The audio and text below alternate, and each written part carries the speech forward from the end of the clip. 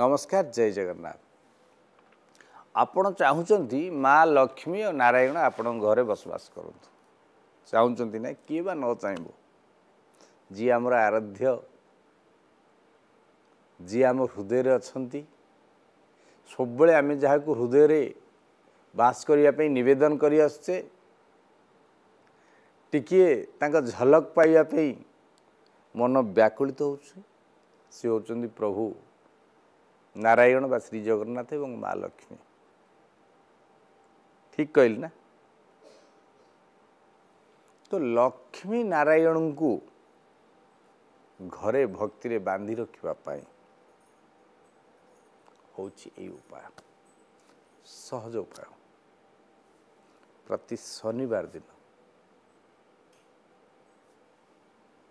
अस्वस्थ वृक्ष मूल मिठा जल देवा सहित घी दीपटे लगातु एवं घरे मध्य दीपटे लगातु पूर्व मुख कर दीपटी लगे अस्वस्थ गछ मूले लगे निवेदन करिवे लक्ष्मी नारायण को आपण मो घरे बास करतु। ध्यान रखिए स्त्री हो माँ हो झियो हो पीयूसी हो माउसी हो केही नारी हुंतु केबेले तांको प्रति असद आचरण करिवे नाही मनरे कष्ट देला भली कथा कहिवे नाही। 7 शनिवार करिकि देखंतु आपण को भाग्य रे निश्चय परिवर्तन आसीबो। दृढ़तार सह करंतु।